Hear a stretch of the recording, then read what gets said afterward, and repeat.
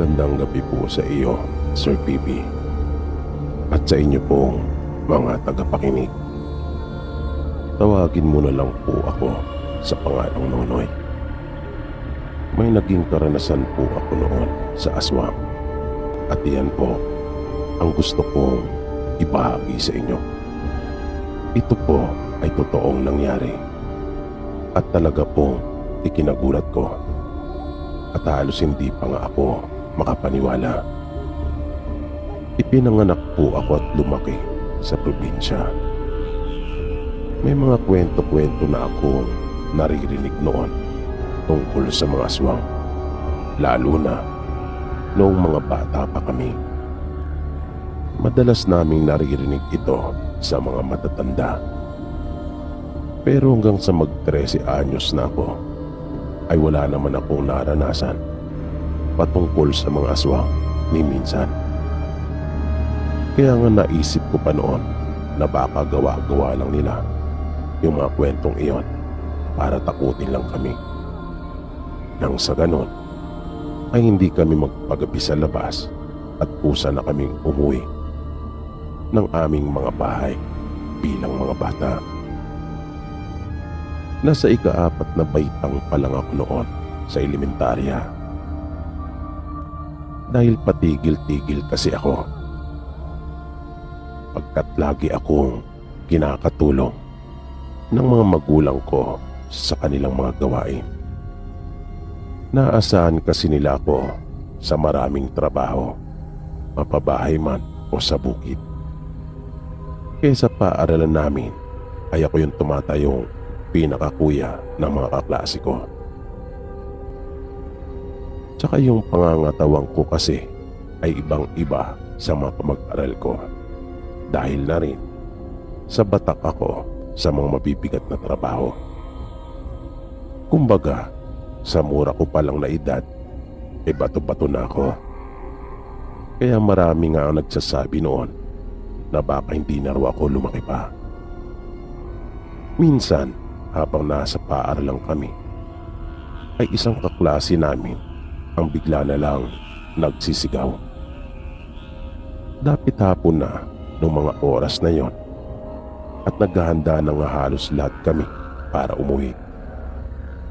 Walang tigil sa kakasigaw yung kaklase namin, at paulit-ulit na binabanggit yung katagang aswang na kanya raw iyong nakita nang mapasulyap siya sa may bintana. Kaya pati yung iba naming mga kamag-aral ay mga natakot na rin, kahit hindi naman nila nakita yung sinasabi ng kaklase namin. Dahil bakas talaga sa mukha nito ang matinding takot. Ako naman, nung mga oras na iyon, ay kalmado lang. Dahil sa medyo hindi na nga ako naniniwala sa mga aswang noong mga panahong iyon. At isa pa, iba na rin ang katwiran ko tungkol sa mga bagay-bagay. Basta hindi nakita ng sarili kong mga mata, ay hindi ko talaga paniniwalaan yon. Kaya bilang kuya ng mga kaklase ko, ay pinakalma ko sila. Tinulungan ko yung guro namin na noon ay halatang natataranta na rin dahil sa mga naging reaksyon ng mga bata. Sinabihan ko sila na maupo lang muna sa kanya-kanyang upuan, wala munang lalabas, at tumahimik. Ilang beses kong inulit-ulit iyon hanggang sa marinig na nila akong lahat, at tumahimik nga sila na parang mga nagsiupo sa kani-kanilang pwesto. Pero kitang-kita ko pa rin ang takot sa mga mukha nila. Kahit pa nga yung mga pinakamakukulit sa kanila ay walang imik at namumulang mga mata na para bang gusto na nilang umiyak. Hawak-hawak naman ng teacher ko yung nagsabing nakita niya yung aswang, at kanya itong patuloy na kinakausap. Yung pinag-aaralan pa naman po namin na yun noon ay nag-iisa lang. Isa lang iyong maliit na bahay na maituturing, at hanggang ika-4 lang na baitang doon. Kapag nakatapos ka, ay lilipat ka na sa mas malaking paaralan pero mas malayo rin. Ewan ko po kung meron sa inyong mga tagapakinig na naranasan yung sinasabi ko. Medyo bulubundukin po kasi yung sa amin at malayo talaga sa kabiasnan. Kaya po ganon. At yung kinalalagyan po nung nag-iisa naming paaralan na yon ay nakakatakot din naman talaga. Marami nga nagsasabi na may mga nakikita sila doon at mayroon ding mga nagpaparamdam.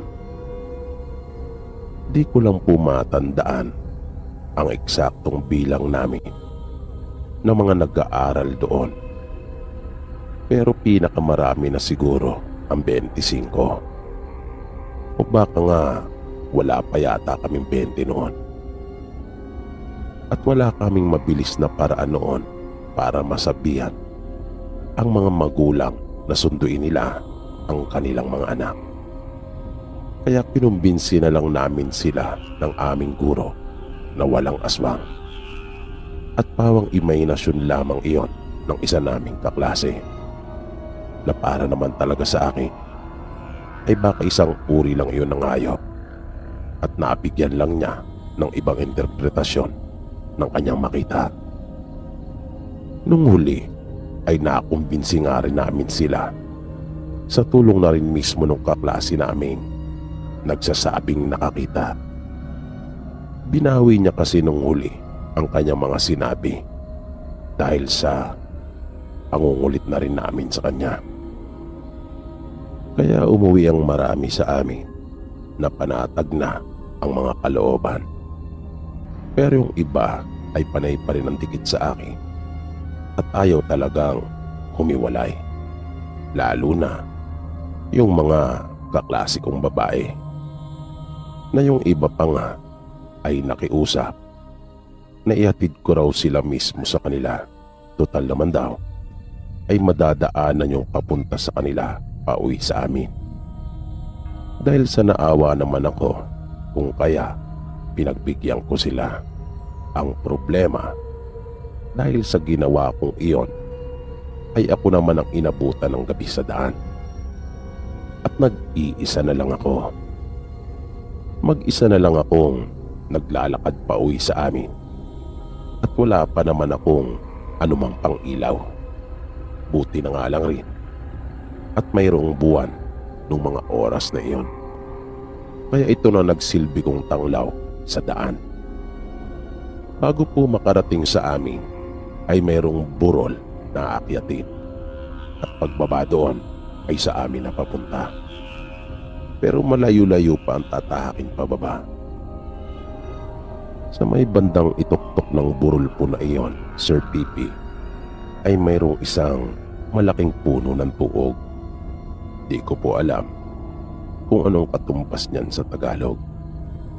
Pero kilala po ang punong iyan doon sa amin at marami po niyan doon. Malaki po na uri ng puno.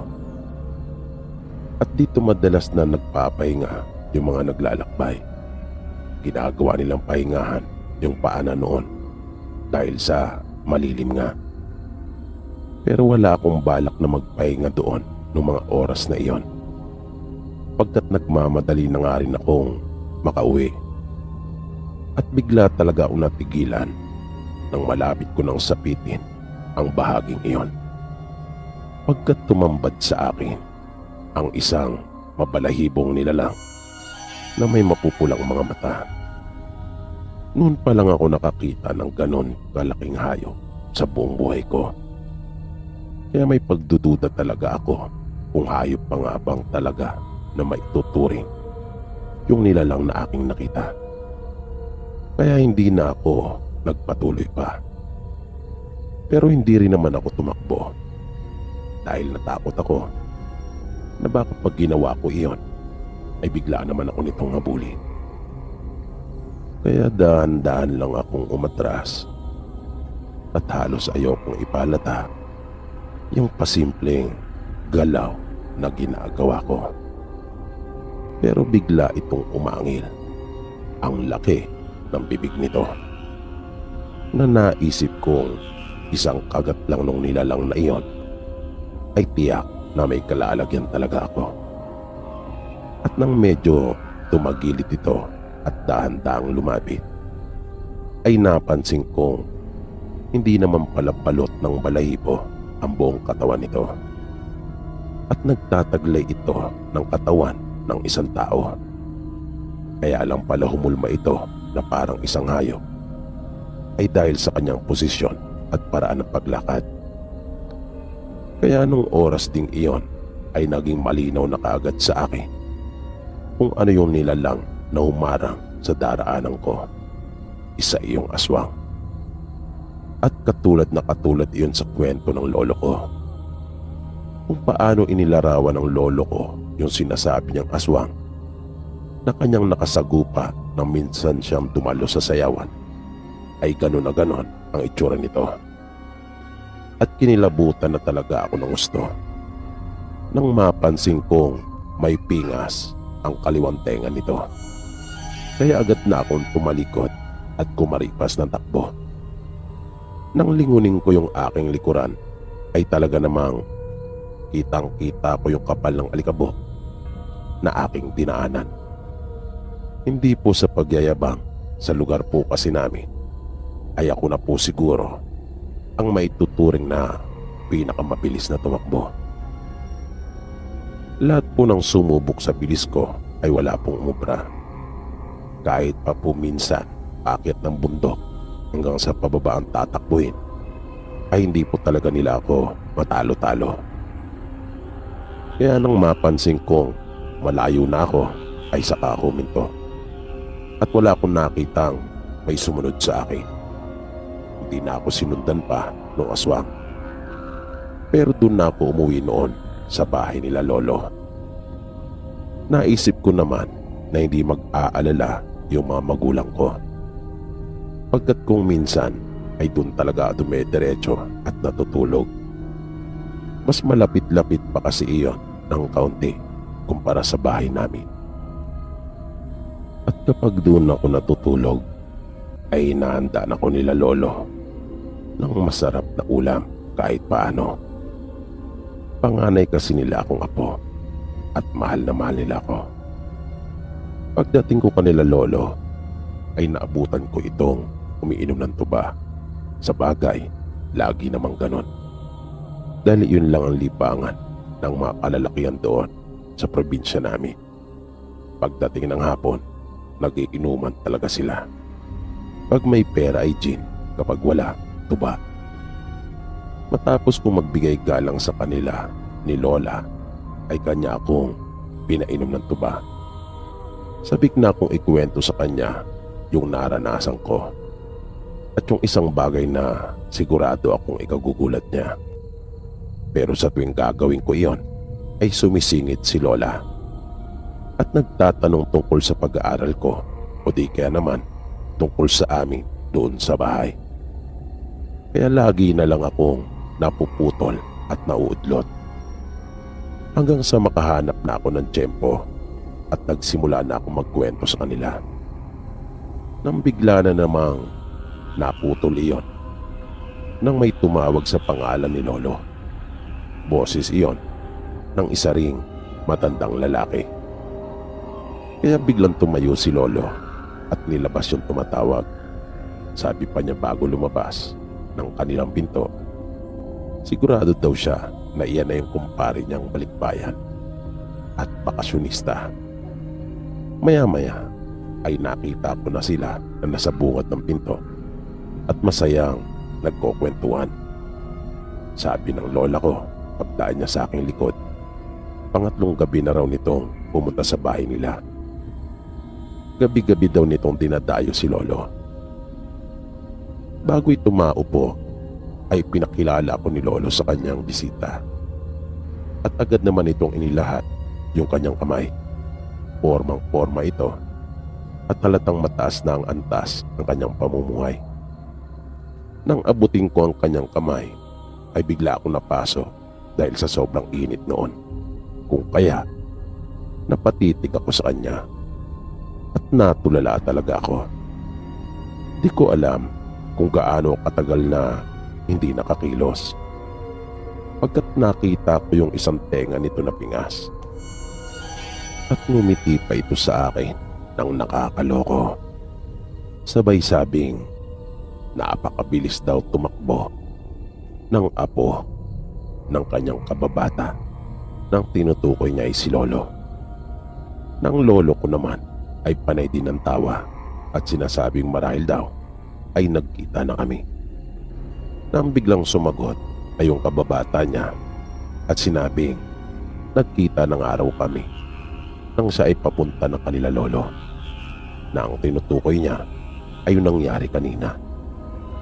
Biglang sumenyas yung kaibigan ni Lolo na para bang sinasabi niya sa akin na wag akong maingay at wag kong ipagsabi ang nalaman ko tungkol sa kanya.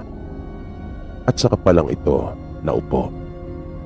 Nang makahugot na ako ng lakas ng loob ay nagtanong ako kay Lolo tungkol sa ikinukwento at ipinagmamalaki niya sa amin ng mga pinsan ko tungkol sa nakasagupa niyang aswang.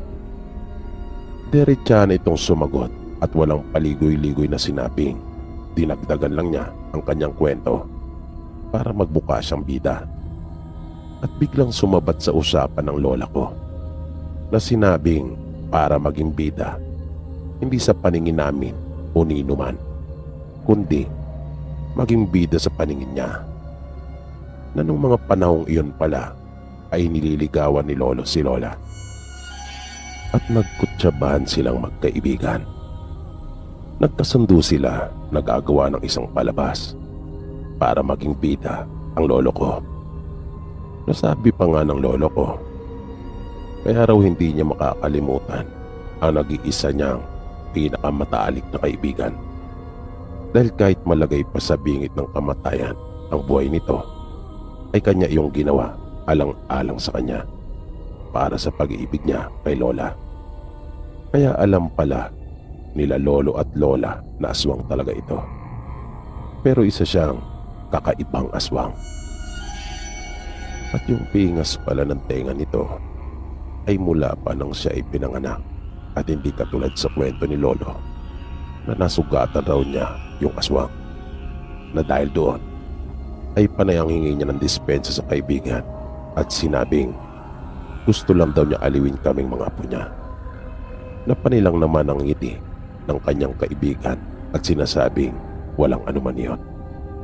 Na biglang sumagi sa isip ko na may nakarating palang aswang sa ibang bansa dahil sa doon na ito naniniraan sa kanyang mga anak. Nasabi nga ni Lolo, kanyang kababata, at nagpakasyon lang. At napatunayan ko kung gaano nga ito kabait. Hindi lang dahil sa mga ibinigay niyang material na bagay sa akin at pera, kundi lalong higit yung mga aral na natutunan niya sa buhay na para sa akin ay mas higit pa iyon kaysa sa lahat ng mga ibinigay niya sa akin noon.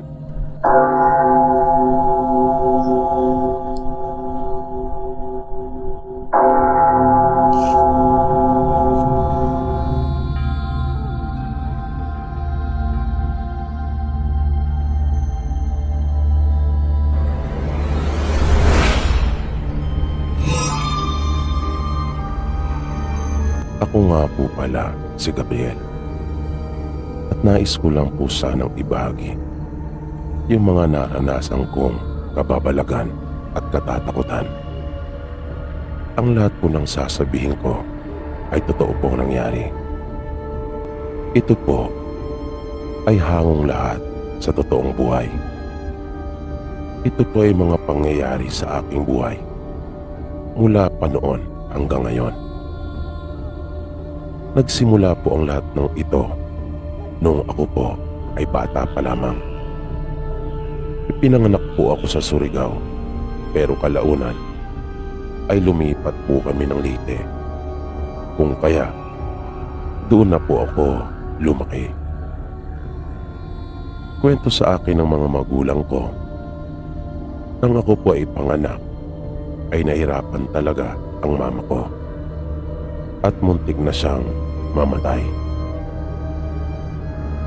Kaya naman nata po talaga noon ang lolo at lola ko na kanila po akong inihiling at ipinakiusap na ako po ay ibigay sa kanila at maisilang ng maayos, na natupad naman ang kanilang kahilingan.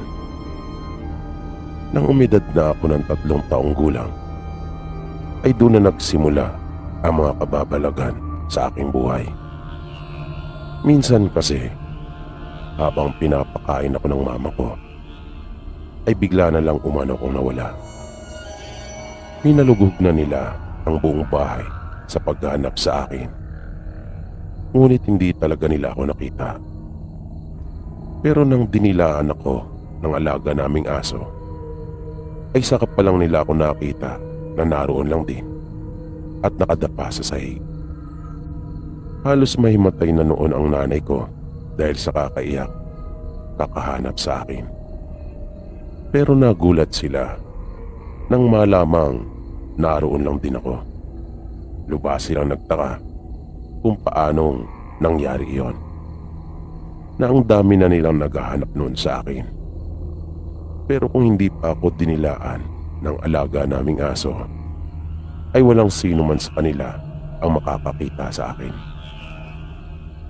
Nang ako naman ay mga 5 taong gulang na, ay madalas daw nila akong makita na mayroong kausap, kahit wala namang ibang tao na naroon at ako lamang mag-isa. At hindi lang yon. Isang araw ay nakita naman ako ng isa naming kapitbahay na nagpunta daw ako doon sa may baybay. Malapit lang kasi ang dagat doon sa amin. Mga 50 metro lang siguro ang layo nito mula sa aming bahay. Kaya agad na nagsumbong sa mga magulang ko yung kapitbahay naming iyon, na nang malaman naman ng papa ko ay nagmamadaling sumugo doon sa baybay. Nag-alala talaga sila ng gusto, dahil nga sa 5 taong gulang pa lamang ako at ang taas ng tubig ng mga oras na yon. Halos maubos na daw ang lakas ng tatay ko sa kakalangoy para lang maabutan ako. At nang kanya na akong mahawakan, ay agad niya akong hinila at nagtaka siya nang makitang nakapikit ang aking mga mata. At tila ba mahimbing na natutulog. At nang madala na niya ako sa dalampasigan, ay dun pa lang ako nagising. At ang una ko raw sinambit ay napakaganda ng paraiso. Matapos ang pangyayaring iyon, ay nagpasya ang mga magulang ko na lumipat na lang kami ng bahay, yung malayo sa dagat. Kaya nanirahan kami noon sa bukid kasama sila lolo at lola. At naging maayos naman ang aming naging pamumuhay doon. Lahat ng aming mga pananim ay magagandang lahat ang tubo at sagana lagi ang aming ani. Nang mag-7 taong gulang na ako, ay doon naman na nagumpisa na makakita ako ng mga engkanto. Malinaw ko silang nakikita, pati na rin yung mga tirahan nila. At sa gabi naman, ay naririnig kong malinaw ang paghuni ng mga aswang na dumadapo sa mga kahoy. Sa maniwala po kayo sa hindi, ay totoo po talaga sila. Kahit ang mga engkanto ay totoo pong umiiral at existido. Sa mga nakita ko ay masasabi ko pong iba-iba ang uri ng mga engkanto. Meron pong puti na engkanto. Meron din namang itim at pula. Mayroon din pong engkanto sa dagat. At may kanya-kanya silang teritoryo at hangganan. Ang mga tagalupa ay sa lupa. At yung mga nasa karagatan at iba pang anyong tubig ay doon rin lamang. Noong una, sa tuwing nagpapakita po sila sa akin, ay nanghihina po talaga ang aking katawan. Kung minsan naman ay nagkakasakit ako na tumatagal pa nga ng 1 buwan. At kapag gabi ay tinatakpan ko na lang pagkaminsan ang aking mga tenga dahil sa ayaw ko silang marinig. Hanggang sa ako ay mag-high school na. Kaya nagpasya sila papa noon na manirahan na kami sa lungsod. Kapag nasa paaralan ako, inaakala pa nga ng mga kaklase ko na ako ay laging nawawala sa sarili dahil nakikita nila akong tulala. Pero ang hindi nila alam, nakikita ako kasi yung mga engkanto, maging yung mga ligaw na kaluluwa sa loob at labas ng aming paaralan, na madalas ay naabala talaga ako sa aking pag-aaral. Hindi ko na kasi magawang makapakinig ng mabuti sa mga itinuturo sa amin ng aming mga guro. Minsan nga, habang nasa loob kami ng silid-aralan, ay nagulat na lang ako nang makita ko ang isang engkanto na katabi mismo ang aming guro at dinidilaan siya nito. Dahil sa yung engkanto ay nagandahan sa kanya. Kung kaya, ipinipikit ko na lang ang aking mga mata. Doon din sa silid naming iyon ay madalas nagpapakita sa akin ang isang babae na duguan ng katawan at umiiyak. At minsan ay nakita ko ito, nakatabi yung isa naming kamag-aral at parang gusto niya itong saktan. Nakita ko ito na kanyang sasakalin yung aming kamag-aral. Kung kaya, napasigaw ako ng wag. Kaya biglang natuon naman yung atensyon nila sa akin, sabay nagtawanan. At napatanong kung napapaano raw ako. Na nagdahilan na lang ako at sinabing may nakita kasi akong bubuyog na dadapo sana sa isang kaklase namin. At napailing na lang silang lahat.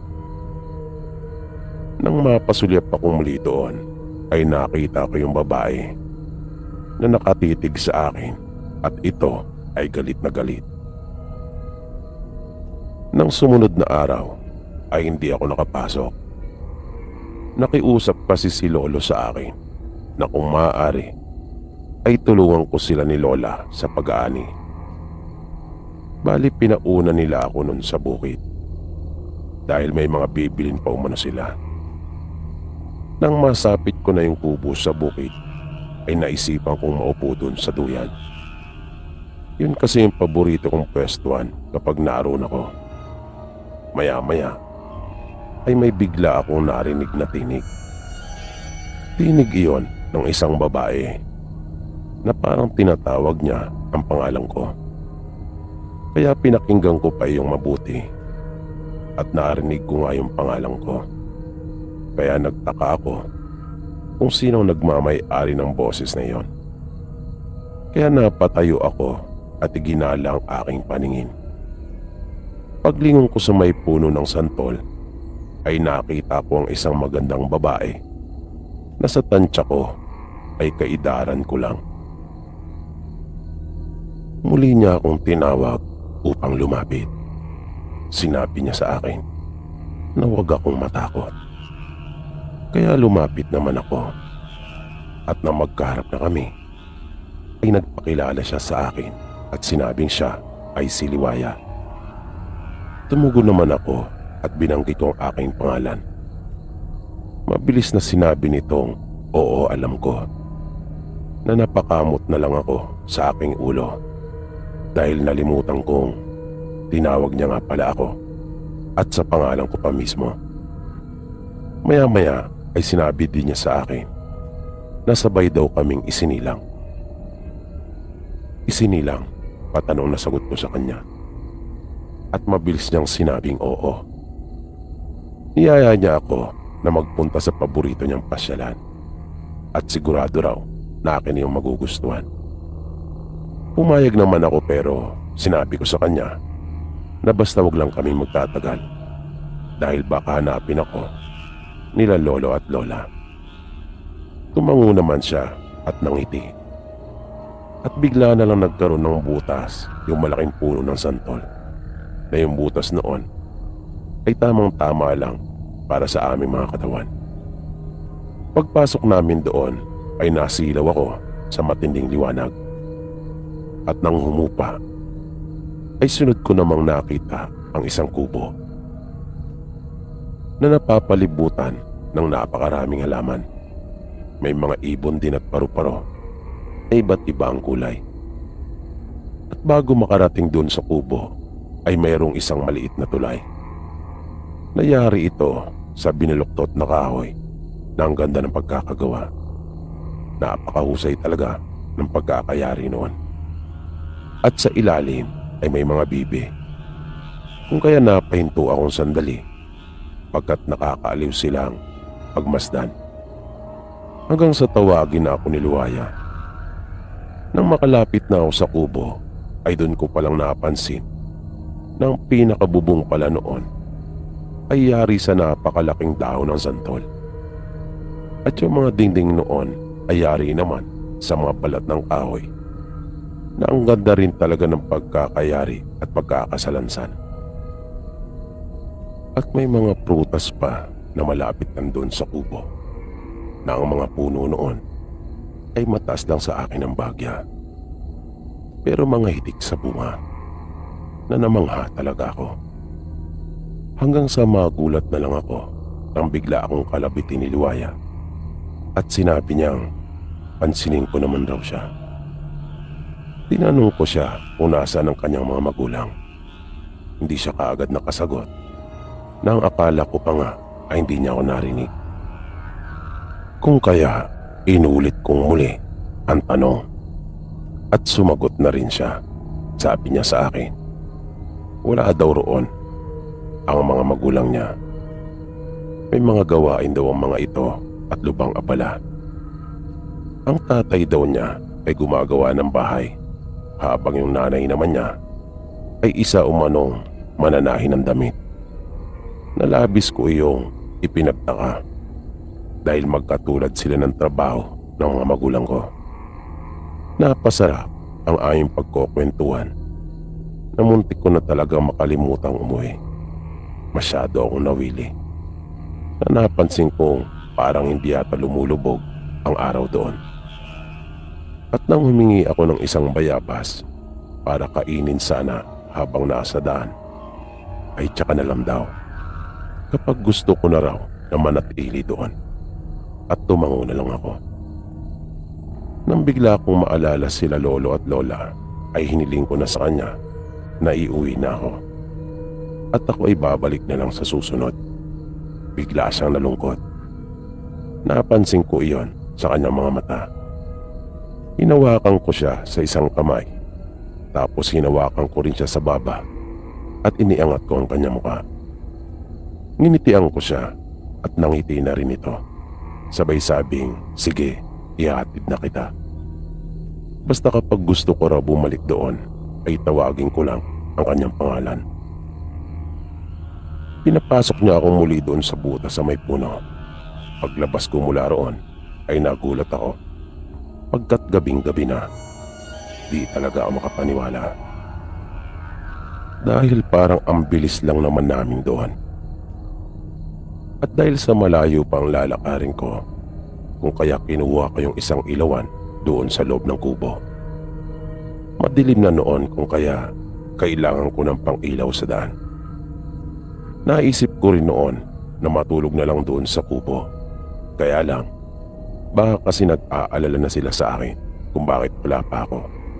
Kung kaya, kailangan ko talagang magpakita sa kanila. Kaya mataga akong binayba yung daan pauwi sa amin. Pero hindi pa ako nangangalati, ay naramdaman ko ng parang may sumusunod na sa akin. Na kapag akin naman iyong lilingunin, ay wala naman akong nakikita. Sa di kalayuan ay may nakita akong isang malaking puno ng mangga na nasa may gilid ng daan. At kapansin-pansin na parang lumiliit at kumikipot yung daan habang papalapit ako ng papalapit sa nasabing puno. Parang kumikitid yung nilalakaran ko. At parang hindi ko naman nadaanan yung parting iyon. At yung apoy sa aking ilawan ay unti-unti na ring pumipirot, na may pagkakataon pa ngang para talaga iyong hinihipan dahil wala namang hangin. Buti na nga lang at naagapan ko kagad ito ng aking kamay. At dahil sa mga pangyayaring iyon, kung kaya medyo kinilabutan na ako. Pero nagpatuloy pa rin ako sa paglakad. At nung nasa tapat na ako mismo nung puno ng mangga, ay may nakita naman akong isang tao na napakaitim.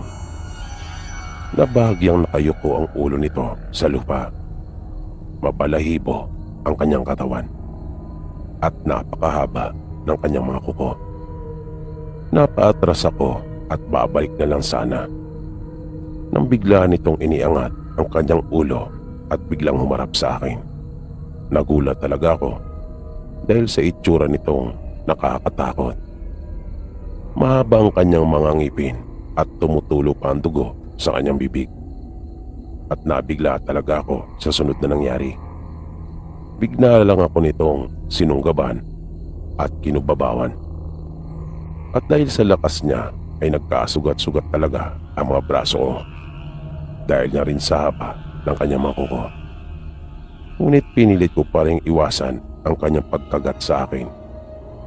At nang tuluyan na akong makaramdam ng panghihina at bibigay na, ay nagpaubaya na lang ako. Naisip ko na lang na bahala na. Na akin na lang tinanggap yung masaklap na kapalaran kong iyon. Ipinikit ko na lang ang aking mga mata.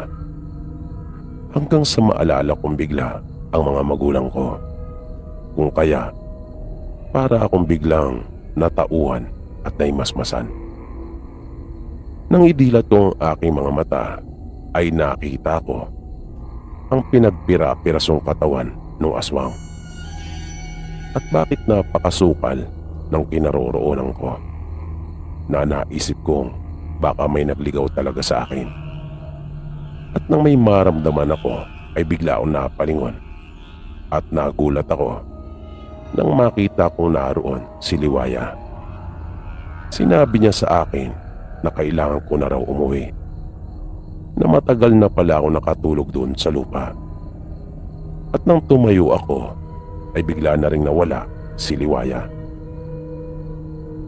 Mabilis na ako naglakad at hinanap ko yung daan pabalik sa amin. Naramdaman kong medyo masakit pa ang katawan ko. Halos may kalahating oras din ako naglakad hanggang sa matanaw ko na yung kalsada, kasabay ng pagsikat ng araw. Napansin kong may mga dahon nakakabit sa mga braso ko. Nagtaka ako kung bakit mayroon ako noon, kaya akin iyong tinanggal. At nang maalis ko ng lahat iyon, ay nakapagtatakang pati ang mga sugat ko ay nawala na ring lahat. Kahit bakas ay wala akong nakita. Naisip ko na lang na baka ginamot ako ni Liwaya noong mga panahong nawalan ako ng malay. Pagdating ko sa amin ay alalang-alala ang mga magulang ko sa akin. Saan raw ba ako nagpunta? Pero dahil sa likas na mababait talaga ang mga magulang ko, kung kaya sa halip na pagalitan ako, ay kanila akong hinandaan ng pagkain at baka raw nagugutom na ako. Habang kumakain ay naaalala ko si Liwaya, lalong-lalo na yung maamo nitong mukha at yung lugar na aming pinuntahan.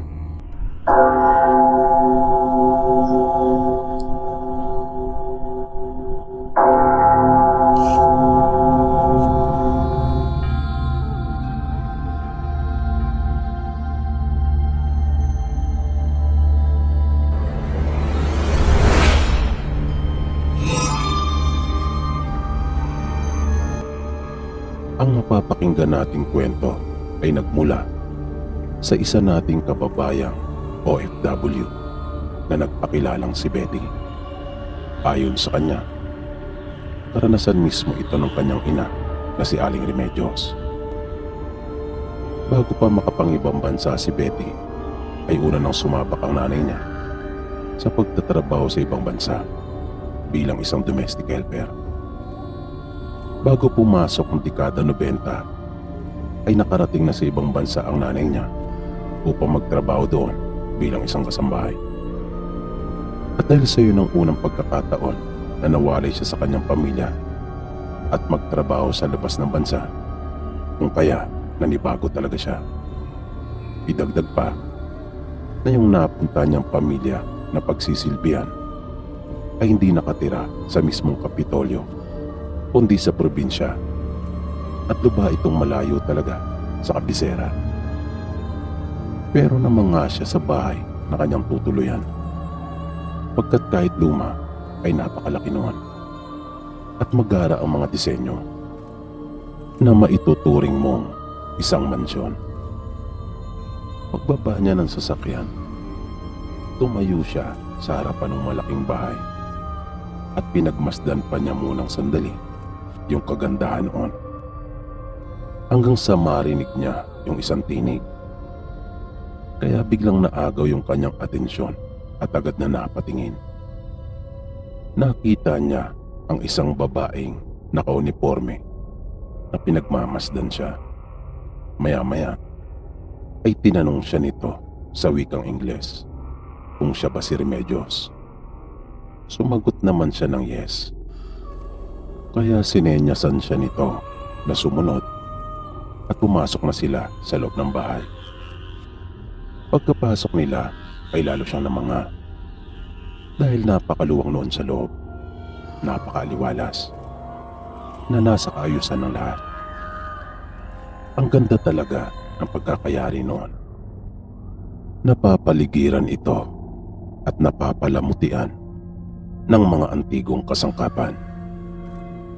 Napatingin siya sa mahabang hagdan na bagyang nakakurba papunta sa ikalawang palapag. At sino ba naman ang hindi makakapansin noon? Tulad diyon sa mga ipinapakita sa palabas na kung saan bumababa ang mga magagandang prinsesa. Napaka-ingrande noon. At sa gitna ay mayroon pang magara at malaking aranya. Maya-maya ay narinig na naman niya yung tinig ng babae na kinukuha na ang kanyang atensyon. Kung kaya napatingin siyang muli sa babae at kumilos na para sundan ito.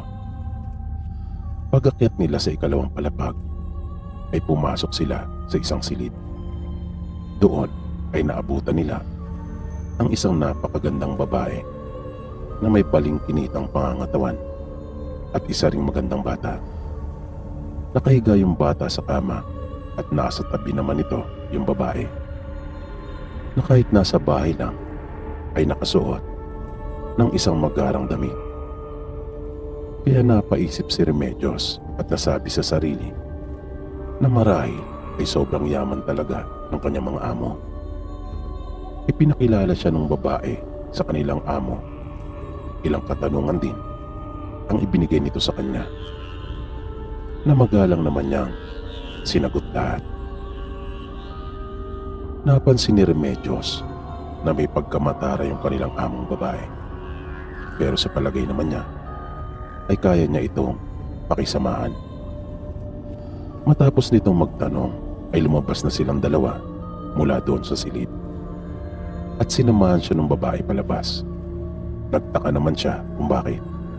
Maya-maya ay kinawayan na nung babae yung driver na sumundo sa kanya at inutusan ito na siya ay ihatid na.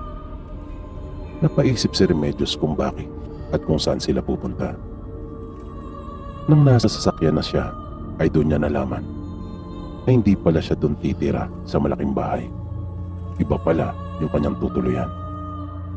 Pero mga 5 minuto lang naman ang layo noon mula doon sa bahay na mansyon.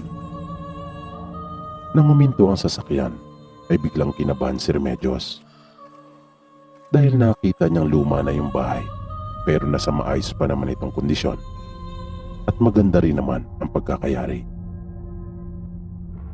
Kaya lang para kasing haunted house ang itsura nito dahil sa kanyang kalumaan.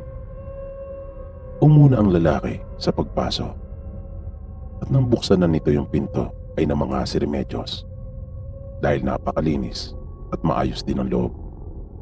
Puro antigo din ang mga kasangkapan pero katri lang at hindi kama ang kanyang tulugan. Hindi katulad ng mga higaan na naroon sa mansyon. Pero ayos lang naman sa kanya yon dahil sanay naman siyang matulog sa matigas. Sa kanila nga ay sa papag lang rin siya natutulog.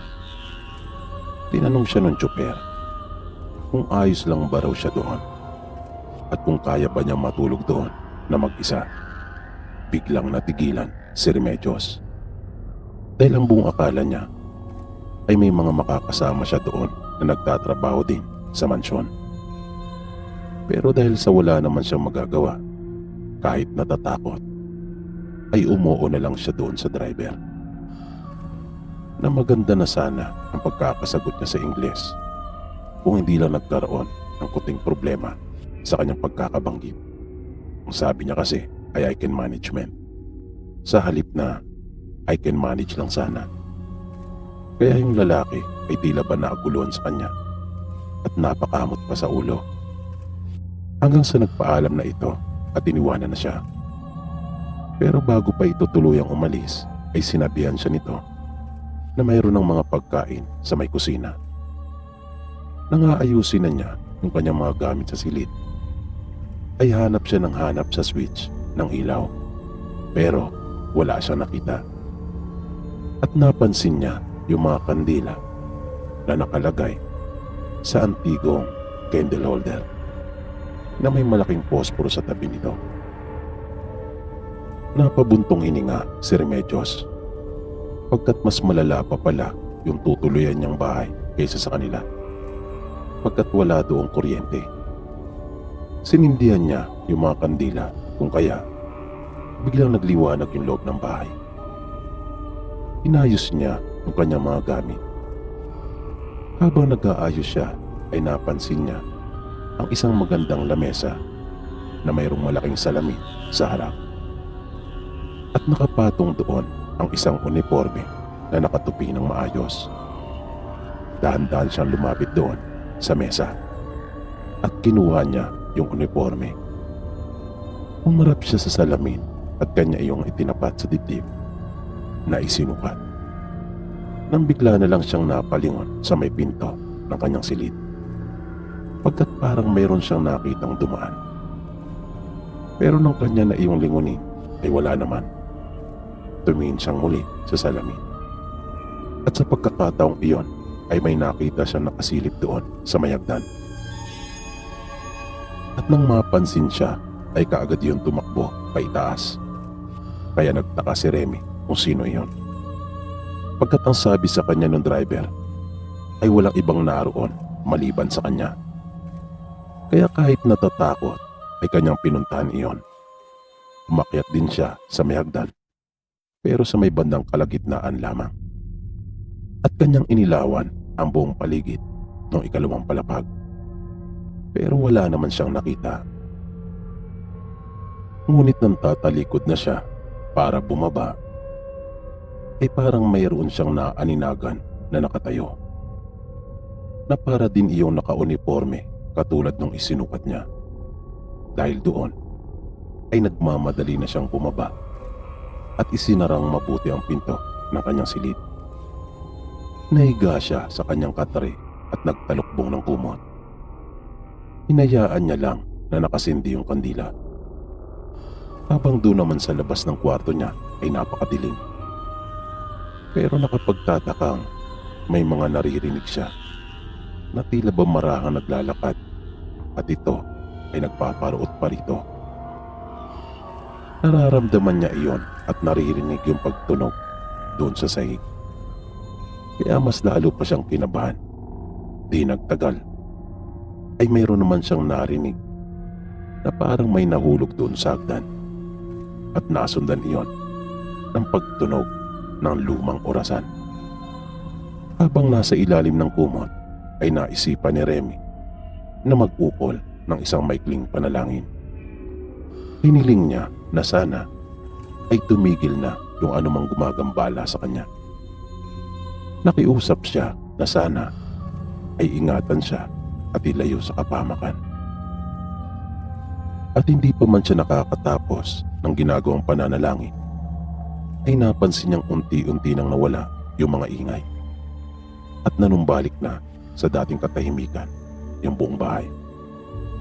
Dahil sa pagod, ay naisipan na rin niyang umidlip na muna sandali. Ngunit nauwi iyon sa isang mahimbing na pagkakatulog. Nagising na lamang siya nang kumalam na ang kanyang sikmura. Kung kaya bumangon siya at naisipang kumain. Paglabas niya ng kanyang silid, ay inuna niyang sindihan yung mga ilawang naroon sa may sala at nagtuloy siya sa may kusina. Sinindihan rin niya ang lahat ng ilawang naroon. Naganda siya ng kanyang makakain at nang makaluto na, ay kumain na rin kaagad si Remy. Na nagliligpit na siya, ay napasulyap si Remy sa may salamin ng isang aparador na naroon. At nagimbal talaga siya sa kanyang nakita. Sukat na nabitawan niya yung pinggan at ito'y nabasag. Nagkalat ang mga bahagi at piraso nito sa iba't ibang panig ng sahig, pagkat mayroong imahe na naroon na kanyang nakita sa refleksyon sa salamin. Isa yung babae na nakasuot din ng uniforme na katulad sa kanila. Nakakatakot ang mukha nito. Dilat na dilat ang kanyang mga mata na napakasama ng pagkakatitig kay Remy. At may malaki itong sugat sa naaagnas niya mukha. Sa buong buhay ni Remedios ay noon pa lamang siya nakakita ng ganon. Kung kaya halos himatayin siya sa sobrang takot. At dahil sa matinding pagkabigla, ay hindi niya talaga nagawang sumigaw. At naramdaman niyang parang nanghina yung kanyang mga tuhod. Hindi siya nakagalaw sa kanyang kinatatayuan. At napaluha siya dahil sa matinding takot na nararamdaman. Iniiwas niya yung kanyang mukha pagkat ayaw niya itong makita. Makaraan ng ilang sandali, ay bigla na lang rin itong naglaho.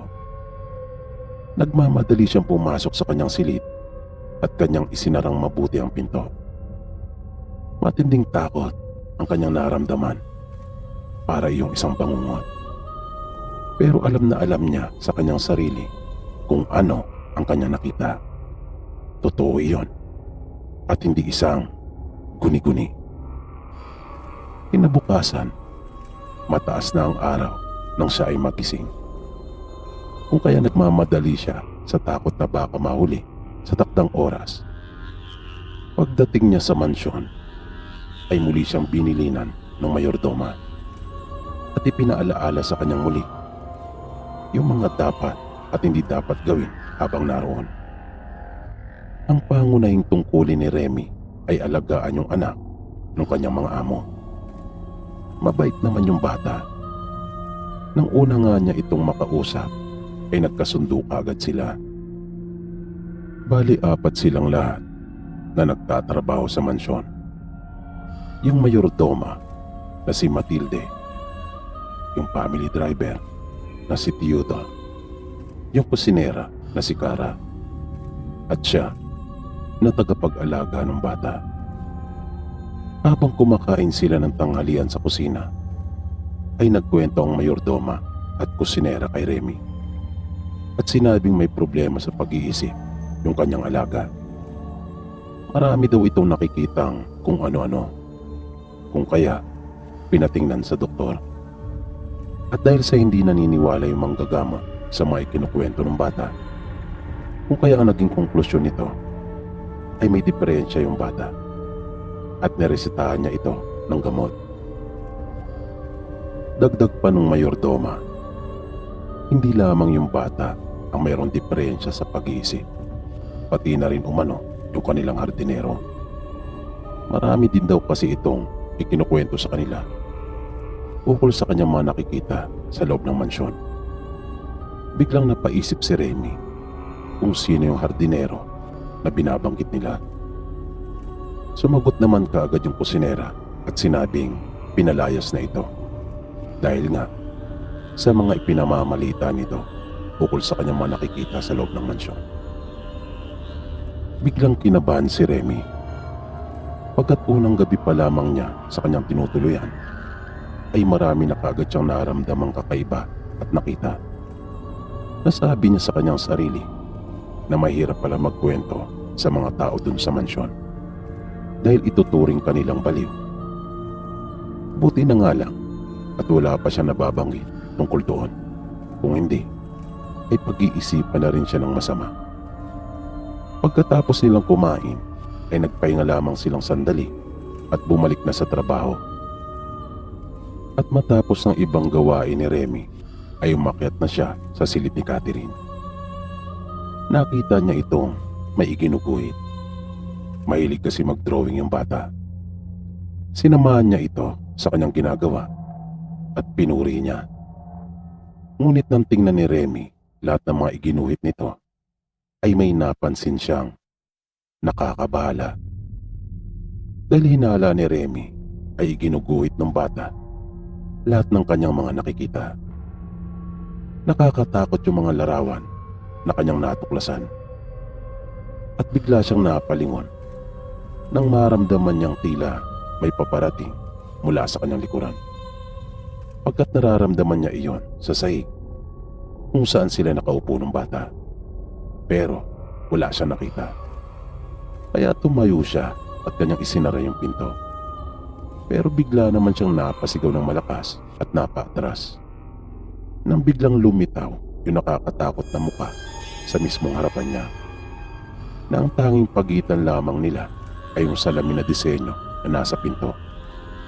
Ito rin yung babae na nakita niya sa kanyang tinutuluyan. Napaupo si Remy pagkat bigla siyang nanghina. Napaiyak siya sa takot. Kahit pala dun sa mansyon ay nagmumulto yung babae. O baka naman sinusundan talaga siya nito. Ito yung ilang mga bagay na naglalaro sa kanyang isipan noon. Pero naisip din niya na bakit pati sa bata ay nagpapakita din ito at doon sa hardinero. Habang umiiyak ay naging palaisipan iyon para kay Remy. Pero isang bagay ang nasisiguro niya. Malakas ang hinala niya na mayroong dahilan kung bakit nagpapakita rin sa kanya yung babae. Pagkat naniniwala siya na lahat ng bagay na nangyayari sa mundo ay mayroong dahilan. Pero ano yung dahilan na yon? Ito yung dapat niyang malaman, sabi pa niya sa kanyang sarili. Biglang lumapit sa kanyang inaalagaan at nagulat siya sa ginawa nito.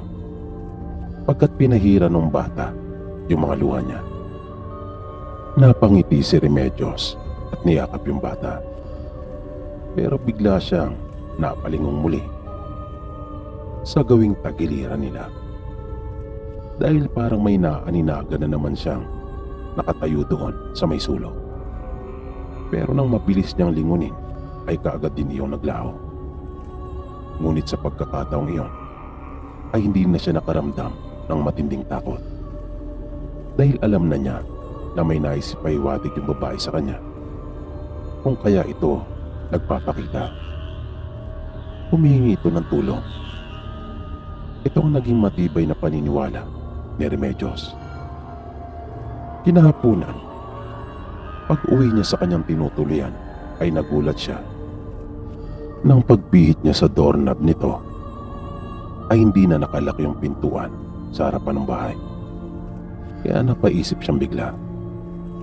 Pero alam niya sa kanyang sarili na nilak niya iyon nang siya ay umalis noong umaga para pumasok at magpunta sa mansyon.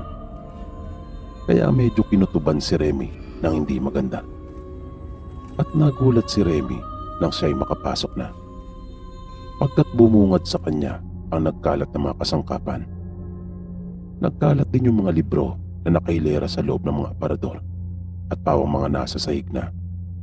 Natumba ang ibang mga gamit na para bang may isang tao talaga na mainit ang ulo na nagwala doon. Agad na pumasok sa isipan ni Remy yung babae. Kaya kahit medyo natatakot pa, baka bigla na naman ito magpakita sa kanya, ay kinausap niya yung babae. Sinabi niya na huwag namang gumawa ng ganon pagkat kanya na itong tutulungan. Pero kahit anong pakikipag-usap niya dito tungkol sa ginawa na pagkakalat ng babae at pagwawala, ay walang naramdaman si Remy. At lalong hindi ito nagpakita sa kanya. Kinagabihan, bigla na lang namatay ang ilaw sa buong bahay na para talaga yung hinipan ng malakas na hangin. Kung kaya, nagtaka si Remy. Lumabas siya ng kanyang silid upang sindihan yung mga kandila na naroon. Maya-maya ay mayroon siyang naaninagan. Dahan-dahan itong lumalapit sa kanya. At nakapagtataka na habang palapit na ito ng palapit sa kanya, ay may liwanag naman na nanggagaling sa labas ng bahay at pumapasok sa mga salamin na nasa dingding. Una nang tinamaan ng liwanag yung balikat nito. Kaya napatakip si Remy ng kanyang mukha dahil natakot pa rin siya. Ayaw niya kasi makita ang nakakatakot na mukha nito. Maya-maya pa ay bigla na itong huminto. Ramdam ni Remy na nasa harapan na niya ito. Pero hindi pa rin niya inaalis yung kanyang dalawang kamay na nakatakip sa mukha. Hanggang sa bigla na lang siyang nanginig sa takot at halos mabingi siya sa lakas ng pagkalabog ng kanyang dibdib. Nang maramdaman niyang hinawakan nito ang kanyang isang kamay. Pero nagtaka siya pagkat naramdaman niya ang init ng kamay noon.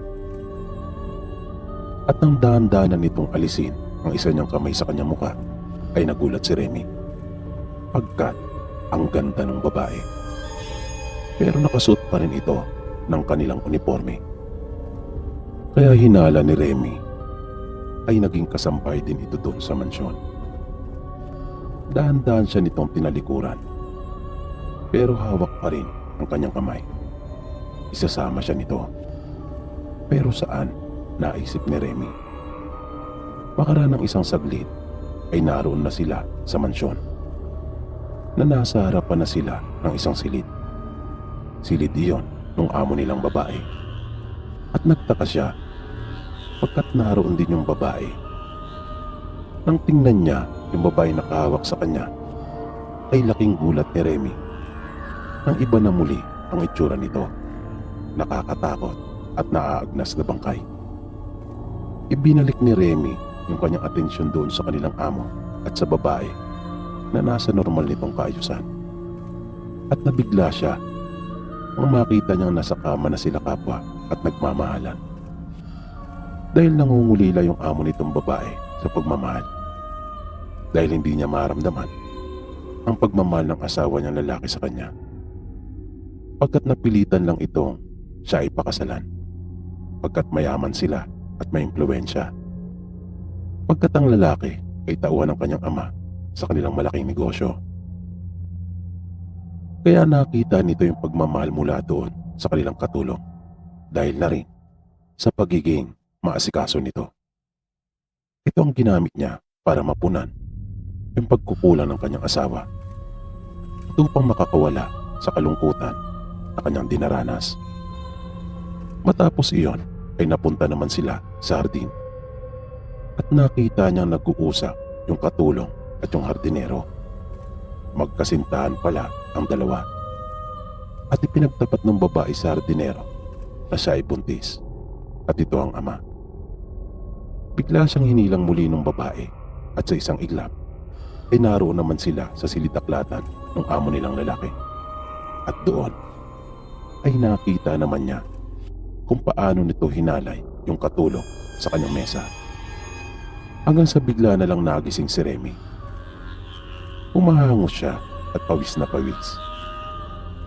Ipinakita sa kanya ng multo sa pamamagitan ng panaginip ang lahat ng nangyari. Nagsilang ng isang malusog na bata yung babae. Ngunit inangkin iyon ng amo nila at sinabing anak niya iyon. Kinumbinsi nito ang kanyang asawa na sila na ang magpalaki sa bata dahil wala naman silang anak. Wala namang nagawa yung hardinero dahil sa natatakot ito na baka di niya kayang buhayin at magampanan ng pagiging isang ama sa kanyang mag-ina. Natakot siya na baka hindi niya maibigay ang lahat ng kanilang pangangailangan. Kung kaya, nagsawalang kibo na lang ito. Hindi naman pinalayas yung babae sa mansyon dahil sa may pagnanasa pa rin dito ang kanyang among lalaki. At ayaw rin talaga niyang umalis pagkat ayaw niyang mawalay sa kanyang anak. Pero nangyari ang isang trahedya.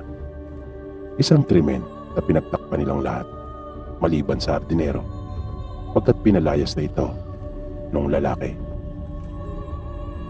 Isang gabi iyon na umiral at sinumpong na naman ng kayupan yung amo nilang lalaki at pinuntahan yung babae sa silid ng sanggol kung saan doon na rin siya natutulog.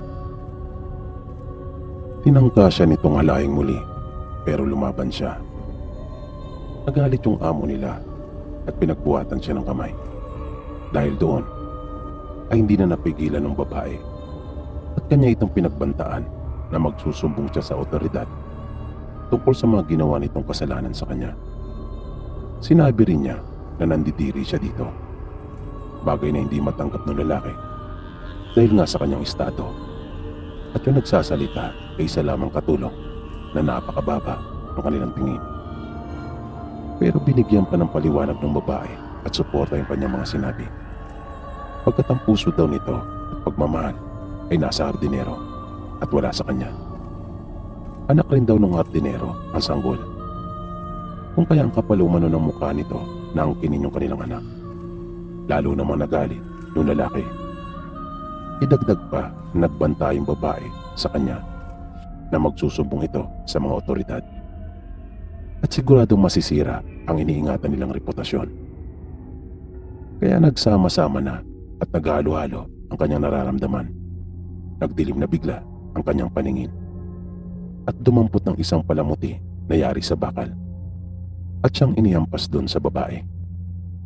Agad na bumagsak ito sa sahig at nawalan kaagad ng malay nang mapuruhan sa ulo at tumagos na ang masaganan nitong dugo mula roon. Nataranta yung amo nilang lalaki pero maya-maya ay kaagad ding nakaisip ng paraan. Ilang sandali pa ay lumabas na ito ng silid at sumisigaw ng tulong. Nagdatingan lahat ng kanilang mga kasama sa bahay. Sinamahan sila ng amo nilang lalaki sa loob ng silid at itinuro yung katawan ng babae na naliligo na sa sariling dugo dun sa banyo. Pinalabas ng lalaki na naaksidente ito at nang siya ay pumasok para silipin ng bata ay nakita niya na nasa sahig na ito ng banyo at walang malay. Kinausap nilang mag-asawa ang lahat ng mga tao at sinabing mananagot sila kapag may nakaalam tungkol doon. Sila rin ang inutusan ng mga ito na ilibing sa likuran ng mansyon ang katawan ng kasama nila. Pero ang isa pang nakakagimbal na nakita ni Remy sa kanyang panaginip ay buhay pa pala yung babae habang ito ay nakabalot.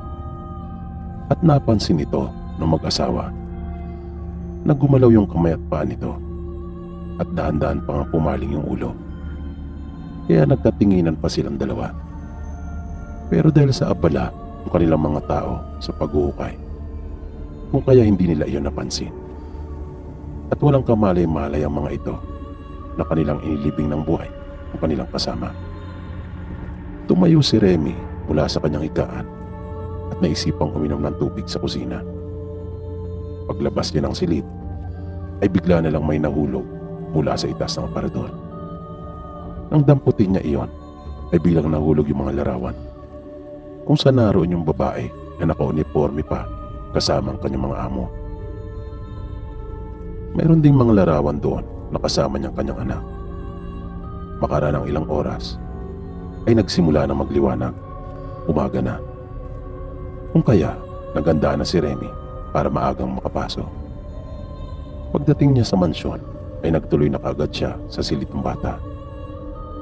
Pero papunta pa lamang siya doon ay nakarinig na siya ng mga malalakas na boses at mga sigawan.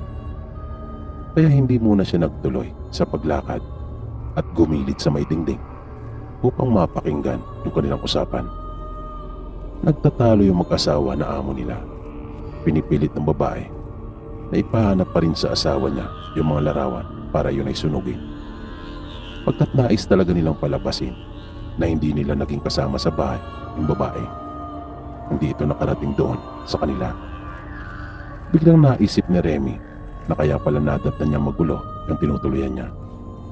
At kaya pala hindi rin nagpaparamdam yung babae para ipahiwatig sa kanya na hindi ito may gawa noon. Dumiretso si Remy doon sa kusina at naabutan niya ang iba pa niyang mga kasama na nag-aagahan. Tinanong niya sila kung mayroon pa bang ibang naging katulong doon sa mansyon bago siya. Mabilis na sumagot yung mayordoma at sinabing wala. Siya umano ang pinakamatagal doon kung kaya alam niyang lahat. Sabay tanong kay Remy kung bakit niya naitanong iyon. Nagulat si Remy pero pinigilan niya ang sarili at pinakalma. Nagmaang-maangan siya at sinabing wala naman. Naisip lang umano niya na magtatagal din pala siya doon. Pagkat di pala sila mahilig magpalit ng kasambahay, pagdadahilan pa niya. Biglang nasabi ni Remy sa kanyang sarili na tama nga na pinagtatakpan nilang lahat. Na nais talaga nilang palabasin na kahit kailan ay hindi nila naging katulong yung babae doon. Bago magtangali nang makakita si Remy ng pagkakataon, ay nagpaalam na siya sa inaalagaan at umalis na ng mansyon nang hindi nagpapaalam. Dinaanan niya ang kanyang mga gamit na sinadya niyang ihanda na bago pa man nagpunta doon sa mansyon ng umaga. Lakas loob siyang umalis. At nang makakita ng ibang tao sa daan ay humingi siya ng tulong. Na sa kabutihang palad naman ay dinala siya sa istasyon ng pulis. Dito ay nakiusap siya na tawagan ng embahada. Nang sunduin siya ng mga ito doon sa istasyon ay dito na siya nagsimulang magkwento. Nung una ay nagdadalawang isip pa siya pagkat baka hindi siya paniwalaan ng mga ito. Pero nilakasan na lang niya ang kanyang loob at hindi niya napigilang mapaluha habang isinasalaysay sa kanila ang lahat. Ibinigay din niya yung mga larawan na ipinatukla sa kanya ng multo ng babae. Nanatili siya ng halos 1 buwan sa embahada. Nagulat siya ng isang araw ay kausapin siya ng isa sa mga kuwani doon at sinabi na tagpuan at nahukay na yung bangkay ng babae. Inimbestigahan din pala talaga ng mga pulis yung kanyang ipinunyag. At nalaman nilang hindi nga nakabalik sa kanyang pamilya yung babae. Kung kaya, nilaliman pa nila ang pag-iimbestiga. At tumugmang lahat ng mga sinabi niya sa mga nakalap na ebidensya. Umamin na rin nung huli yung mga tauhan ng mag-asawa. Kung kaya, lalong tumibay yung kaso para sa kanilang dalawa. Bago bumalik ng Pilipinas si Remy, ay nagpakita pang muli sa panaginip niya yung babae. Masaya na ito at nakangiti na nagpasalamat sa kanya.